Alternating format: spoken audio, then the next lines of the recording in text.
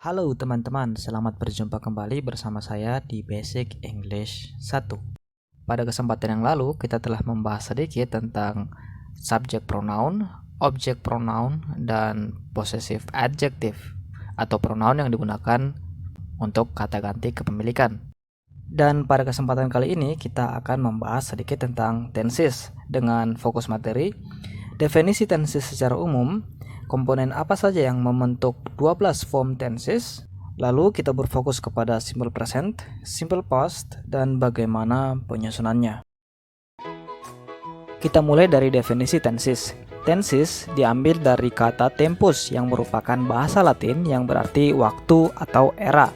Maka secara definisi, tenses adalah metode perubahan kata kerja atau metode perubahan aksi yang mengindikasikan waktu kejadian. Maka kata kunci yang perlu diingat, perubahannya hanya akan terjadi kepada kata kerja atau kata kerja bantu.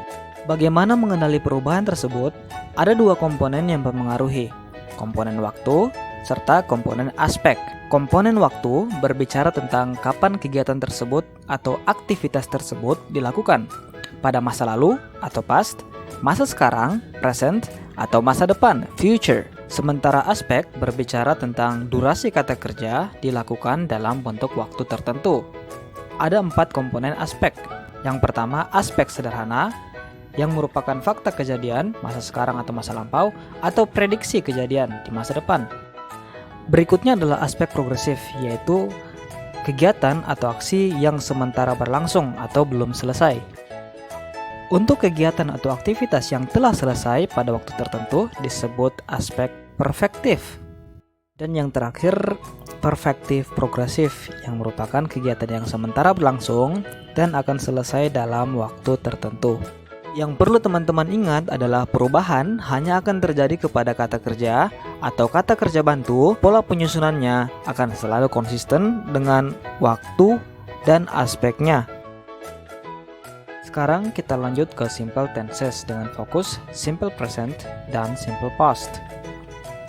Kita telah mengetahui bahwa simple aspect berbicara tentang fakta kejadian ataupun keadaan yang berulang, dan prediksi masa depan jika berbicara tentang simple future.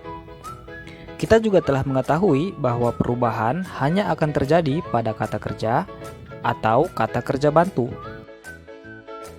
Berikut adalah pola penyusunan simple tenses.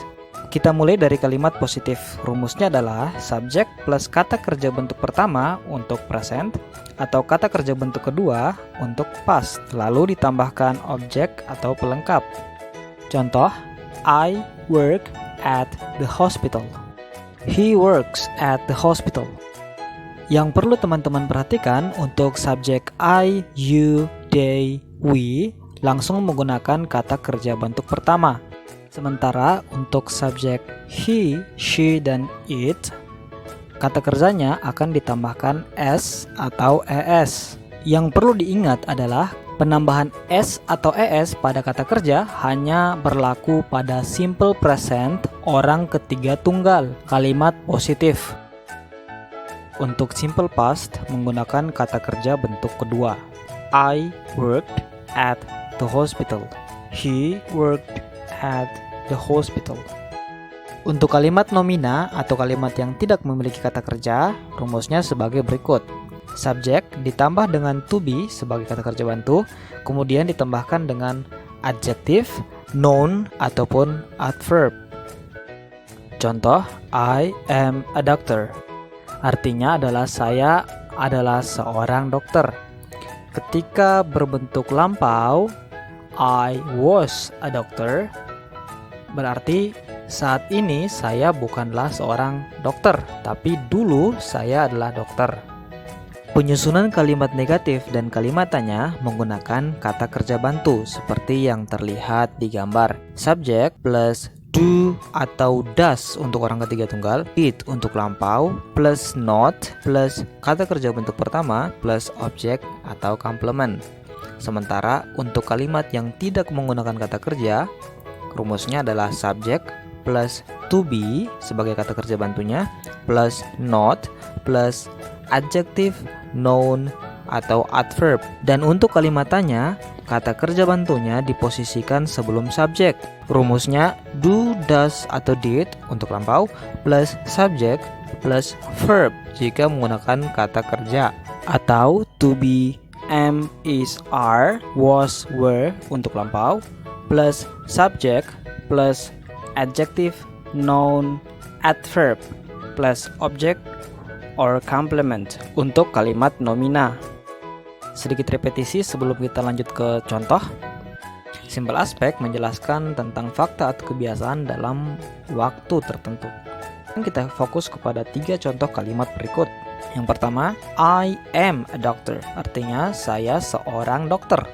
Ini merupakan fakta bahwa saya adalah seorang dokter. I work at the hospital, bahwa faktanya saya bekerja di rumah sakit.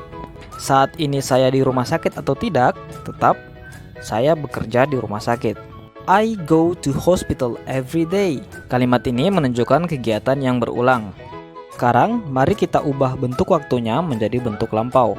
I was a doctor, artinya saya dulu seorang dokter. Kata kerja bantu am menjadi was.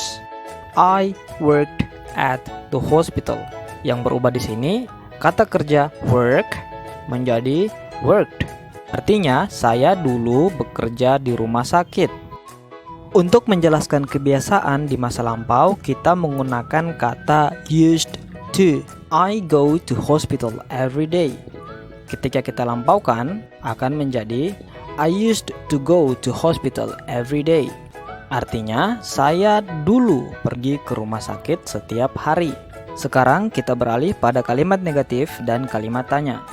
Kita telah mengetahui bahwa untuk kalimat negatif dan kalimat tanya, kita membutuhkan kata kerja bantu do, does, did untuk kalimat verba, dan am, is, are, was, atau were untuk kalimat nomina. I am a doctor, saya adalah seorang dokter. I am not a doctor, saya bukanlah seorang dokter. I work at the hospital, saya bekerja di rumah sakit. I do not work at the hospital, saya tidak bekerja di rumah sakit. She works at the hospital. She doesn't work at the hospital. Does digunakan untuk orang ketiga tunggal. Untuk kalimat tanya, kata kerja bantu diletakkan sebelum subjek. Is she a doctor? Apakah dia seorang dokter? Jika iya, kita menjawab yes, she is. Jika tidak, no, she is not. Does she work at the hospital? Apakah dia bekerja di rumah sakit? Jika iya, yes, she does. Jika tidak, no, she does not. Untuk waktu lampau atau simple past, kita cukup mengganti kata kerja bantu dari bentuk present ke bentuk past. Do, does berubah menjadi did. Am, is, are berubah menjadi was atau were. Contoh, I was a doctor. Saya dulu adalah seorang dokter. I was not a doctor. Saya dulu bukanlah seorang dokter. I worked at the hospital. Saya dulu bekerja di rumah sakit. I did not work at the hospital. Saya dulu tidak bekerja di rumah sakit. She worked at the hospital. Dia, perempuan, dulu bekerja di rumah sakit. She did not work at the hospital. Dia dulunya tidak bekerja di rumah sakit. Untuk kalimat tanya, was she a doctor? Apakah dia dulu seorang dokter? Jika ya, yes, she was. Jika tidak, no, she was not. Did she work at the hospital? Jika iya, yes, she did. Jika tidak, no, she did not. Teman-teman dapat bergabung di grup Telegram, linknya ada di deskripsi. Di sana kita bisa berinteraksi secara langsung dan teman-teman juga bisa berlatih speaking di video chat yang tersedia. Terima kasih telah menyaksikan video kami sampai selesai. Sampai jumpa kembali.